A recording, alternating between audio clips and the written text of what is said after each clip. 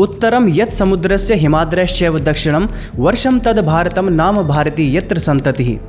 यानी जो समुद्र के उत्तर व हिमालय के दक्षिण में है वो भारतवर्ष है और हम उसकी संतानें हैं। विष्णु पुराण में लिखा ये श्लोक हमें चीख चीख कर ये गवाही देता है कि हम जिस देश में रहते हैं उसका नाम हजारों साल पहले से ही भारत था, लेकिन आज हम इसे भारत के नाम से कम और इंडिया के नाम से ज्यादा जानते हैं। इंडिया, जिसका कि लिटरली कोई मीनिंग नहीं है, ये एक ऐसा शब्द है जिसे कई शब्दों को तोड़ने मरोड़ने के बाद बनाया गया है। पहले ये सिंधी हुआ करता था, फिर कुछ आक्रमणकारियों ने इसे हिंदी बनाया और कुछ अंग्रेजों ने इसे हिंदी से इंडी और फिर इंडी से इंडिया बना दिया। यानी कि जिसको जैसे इसका नाम बोले में सुविधा मिली उसने इसके नाम को वैसे ही तोड़ मरोड़ कर बोलना शुरू कर दिया। अब आप इमेजिन करिए कि आपका नाम अभियोदय है, जिसका मतलब सनराइज होता है, पर चूंकि एक इंसान को आपका नाम बोलना नहीं आता तो उसने आपको अभियोदय की जगह अभिउदय बुलाना शुरू कर दिया। फिर किसी दूसरे इंसान ने इसे अभिउदय से अभोदय बना दिया। तो ऐसे में क्या आप परमानेंटली अपना नाम अभोदय ही रख लेंगे, जिसका कोई वास्तविक अर्थ भी नहीं है?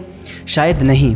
लेकिन हमारे देश भारत के साथ 75 साल पहले कुछ ऐसा ही हुआ था, जब इसके असल नाम भारत की जगह इंडिया को ज्यादा महत्ता दी गई। जब सारे संस्थानों को भारत की जगह इंडिया का नाम दिया गया, सारे लोगों को भारतीय से ज्यादा इंडियन कहा गया और विश्व में लोग इसे भारत की जगह इंडिया के नाम से जानने लगे। इंडिया एक ऐसा नाम जिसका ना ही हमारी संस्कृति से लेना देना था, ना ही हमारी विरासत से और ना ही हमारे हजारों साल पुराने इतिहास से। और आज जब किसी सरकार ने इस नाम को बदलने की मुहिम छेड़ी है तो यहाँ मौजूद कुछ नेता इसको देश विरोधी, संविधान विरोधी और यहाँ तक कि लोकतंत्र विरोधी भी बता रहे हैं। आइए थोड़ा डिटेल में जानते हैं कि आखिर ये मामला क्या है और इसकी शुरुआत कैसे हुई। साथ ही इस नाम से जुड़े भारत के इतिहास को भी हम इस वीडियो में खंगालने की कोशिश करेंगे। इसकी शुरुआत होती है एक इनविटेशन के साथ, जो कि भारत के राष्ट्रपति द्रौपदी मुर्मू के द्वारा जारी किया गया था, जिसमें ऊपर हेडिंग में लिखा था द प्रेसिडेंट ऑफ भारत। दरअसल आप सभी को यह पता होगा कि अभी भारत के अंदर G20 की मीटिंग हुई थी, जिसमें कई सारे देशों के राष्ट्रपति और प्रधानमंत्री भारत के दौरे पर आए हुए थे और इसी में डिनर का इन्विटेशन देने के लिए राष्ट्रपति द्रौपदी मुर्मू जी ने एक इन्विटेशन जारी किया था, जिसको लेकर पूरे देश में बवाल मच गया। एक तरफ वो बहुसंख्यक लोग थे जो कि भारत सरकार के इस पहल की सराहना कर रहे थे और दूसरे तरफ विपक्षी पार्टी के क्रिटिक्स थे जिन्होंने सरकार के इस कदम को गलत बताया और इसको लेकर सरकार का मजाक भी उड़ाया। और अब इस बात की अटकलें लगाई जा रही हैं कि आने वाले 18 से 22 सितंबर को बुलाई गई पार्लियामेंट के स्पेशल सेशन में भारत सरकार निश्चित ही इस बात को लेकर कोई नया बिल लोकसभा में पेश करने वाली है और जल्द ही बहुमत के साथ वो इस बिल को पास भी करा लेगी और भारत का नाम ऑफिशियली इंडिया से भारत हो जाएगा। पर यह पहली बार नहीं जब भारत के अंदर भारत का नाम इंडिया से भारत करने की मांग उठी है। इससे पहले भी कई बार कई सरकारों ने इसको लेकर कई सारे बयान दिए हैं, जिसमें उन्होंने खुलकर इंडिया का नाम भारत करने में अपना समर्थन दिखाया है। जैसे कि आज कांग्रेस पार्टी इस फैसले का विरोध कर रही है और इसे संविधान का अपमान बता रही है। इसी कांग्रेस पार्टी ने 2012 में एक बिल लाकर इंडिया का नाम भारत करने की बात रखी थी। मतलब खुद करे तो संविधान का सम्मान और विपक्ष करे तो संविधान का अपमान। खैर, कांग्रेस का रोना धोना तो कभी खत्म नहीं होने वाला। कल को सरकार अगर ये कह दे कि हम राहुल गांधी को प्रधानमंत्री बनाना चाहते हैं तो ये लोग इस बात का भी विरोध करना शुरू कर देंगे, क्योंकि फैसला बीजेपी सरकार ने लिया है। भारत का भारत बनने का इतिहास बेहद ही पुराना है। ये नाम हमें आज से 100 या 200 साल पहले किसी ने नहीं बल्कि आज से हजारों साल पहले दिया गया था।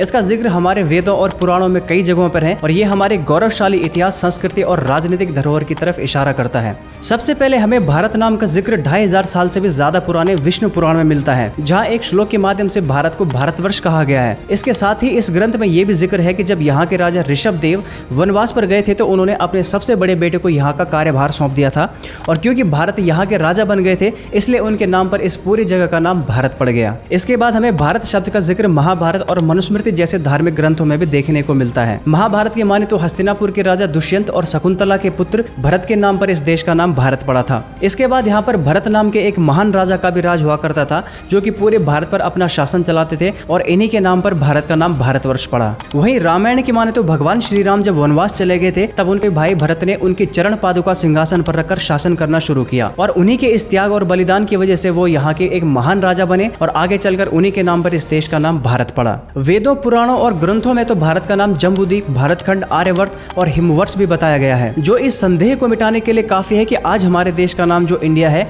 वो हमारी विरासत और हमारी सांस्कृतिक धरोहर का हिस्सा तो बिल्कुल भी नहीं था। ये एक ऐसा नाम है जो आज से चंद वर्ष पहले कुछ गोरों ने हमें दिया था।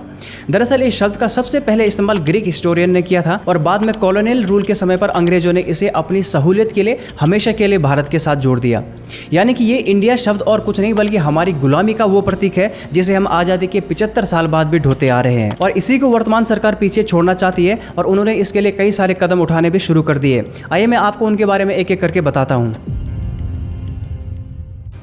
अगर आप पिछले कुछ सालों में हुए बदलाव को नोटिस करेंगे तो पता लगेगा कि सरकार ने भारत को कॉलोनियल माइंडसेट से बाहर निकालने के लिए कई सारे महत्वपूर्ण कदम उठाए हैं, जैसे कि ब्रिटिशर्स के द्वारा हमें दिए गए पार्लियामेंट को छोड़कर हमारे खुद के द्वारा बनाया गया विशाल और भव्य पार्लियामेंट की स्थापना करना। इसके बाद अंग्रेजों द्वारा रखे गए दिल्ली के राजपथ का नाम बदलकर कर्तव्य पथ रखना, जो इस बात की गवाही देता है कि अब ये रास्ता कर्तव्य का है, न कि ब्रिटिशर्स के किसी राजा का। इसके बाद भारतीय जल सेना के झंडे से क्रॉस के निशान को हटाकर छत्रपति शिवाजी महाराज के रॉयल सील को इस्तेमाल करना। पिछले कुछ सालों में सरकार ने 1000 से भी ज्यादा ब्रिटिश कानूनों को बर्खास्त किया है। गणतंत्र दिवस की बीटिंग द रिट्रीट सेरेमनी में बदलाव लाकर इंग्लिश हिम्न अबाइड विद मी को रिमूव कर दिया है और इसकी जगह पर स्वर कोकिला लता मंगेशकर की ए मेरे वतन के लोगों की इस धुन को सेरेमनी का हिस्सा बना दिया है। तो इस प्रकार छोटे मोटे बदलाव लाकर सरकार हर भारतीय को कॉलोनियल माइंडसेट से आजाद करने की कोशिश कर रही है और भारत को पूर्ण तरह डिकोलोनाइज करने की मुहिम को आगे बढ़ा रही है। अंत में मैं बस इतना कहना चाहूंगा कि जो लोग ये कह रहे हैं कि इंडिया का नाम बदलकर भारत रखना असंवैधानिक है, उन्हें हमारे संविधान के आर्टिकल 1 को ध्यान से पढ़ना चाहिए,